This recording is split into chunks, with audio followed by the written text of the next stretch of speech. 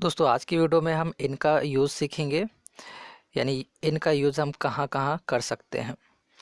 तो जैसा कि आप देख पा रहे हैं हमारे यहाँ पे लिखा है कि इन का प्रयोग, आज इसके बारे में हम बात करेंगे।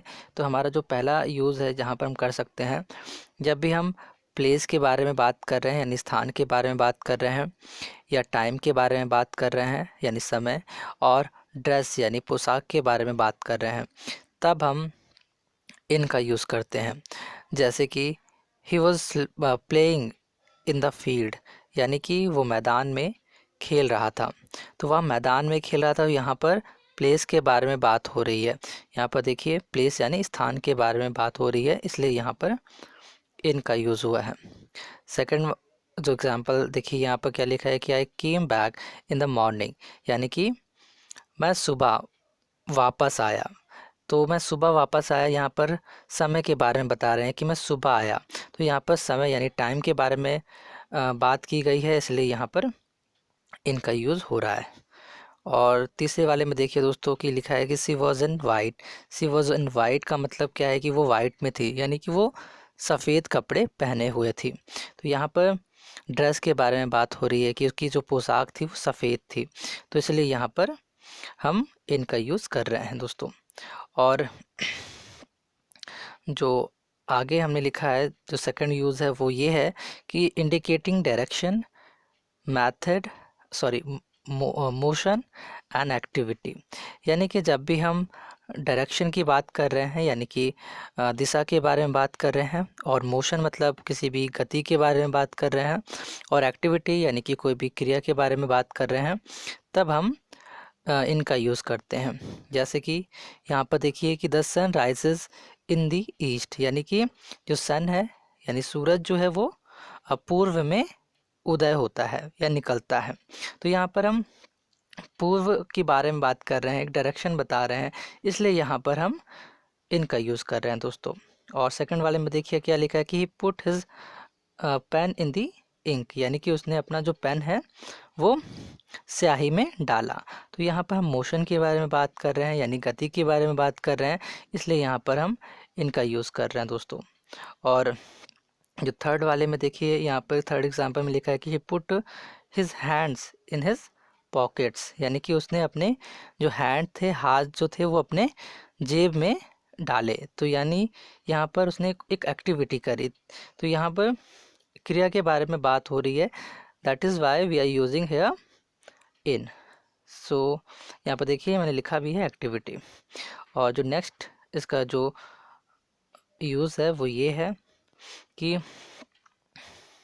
Indicating occupation, surrounding and method of expression, यानी कि जब भी हम किसी के ऑक्यूपेशन यानी कि व्यवसाय के बारे में बात कर रहे हैं दोस्तों, और जब भी हम सराउंडिंग के बारे में बात कर रहे हैं यानी कि अपने आसपास के बारे में बात कर रहे हैं, यानी अपने वातावरण के बारे में बात कर रहे हैं, और मेथड ऑफ एक्सप्रेशन यानी कि अपने बातों को एक्सप्रेस करने के बारे में बात कर रहे हैं, अभिव्यक्ति के मेथड यानी तरीके या ढंग के बारे में बात कर रहे हैं, तब हम यूज़ करते हैं इनका।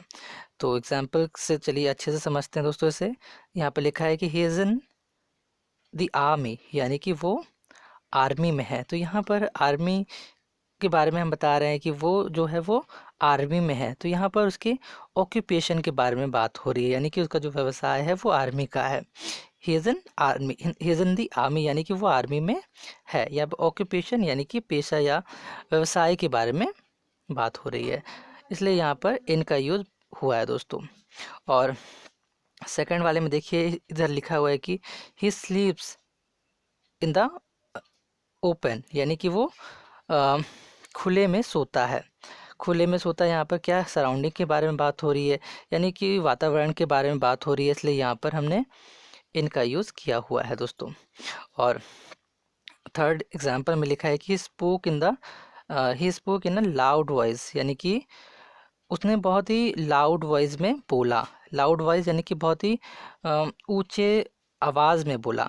तो यहाँ पर जो उसके बोलने का तरीका था वो बहुत ही लाउड था, बहुत ही ऊंचा था। तो यहाँ पर उसका मेथड ऑफ एक्सप्रेशन बताया जा रहा है, यानी कि उसके बातचीत करने का तरीके के बारे में बात कर रहे हैं, यानी कि अभिव्यक्ति के ढंग के बारे में बात हो रही है। That's why we are using hair in. तो ये तो मैं आई होप मैं बता पाया हूँ दोस्तों इन सभी के बारे में। और नीचे देखिए एक और यूज़ यहाँ पर लिखा हुआ है कि इंडिकेटिंग स्टेट और कंडीशन, यानी कि जब भी हम स्टेट के बारे में बात कर रहे हैं या फिर कंडीशन के बारे में बात कर रहे हैं। स्टेट मीन्स किसी की स्थिति के बारे में बात कर रहे हैं, और कंडीशन मीन्स जब भी हम किसी की कंडीशन के बारे में बात कर रहे हैं, कंडीशन यानी कि दशा के बारे में बात कर रहे हैं, तब हम इनका यूज़ करते हैं। जैसे कि यहाँ पर देखिए लिखा है कि he went in a Hari. He went in अ हरी यानी कि वो जल्दी में चला गया। तो जल्दी में चला गया, यहाँ पे एक स्टेट के बारे में बात हो रही कि वो जल्दी में था इसलिए चला गया। एंड यहाँ पर स्टेट के बारे में बात हुई, इसलिए यहाँ पर हमने दोस्तों इनका यूज़ किया हुआ है। और स्टेट मीन्स एक स्थिति के बारे में बात हुई है। और बी वाले एग्जाम्पल में देखिए यहाँ पे लिखा सी वॉज इन टीयर्स, यानी कि वो टीयर्स में थी, यानी कि वो रो रही थी, उसकी आंखों में आंसू थे। तो उसकी आंखों में आंसू थे। अब यहाँ पर कंडीशन के बारे में बात हो रही है, यानी दशा के बारे में बात हो रही है, इसलिए यहाँ पर हमने इनका प्रयोग किया हुआ है दोस्तों। तो ये कुछ इनके दोस्तों प्रयोग थे जो कि आज हमने सीखे हैं, और होप मैं समझा पाया हूँ। और मैं मिलता हूँ दोस्तों आपसे नेक्स्ट वीडियो में, तब तक के लिए अपना ख्याल रखिएगा।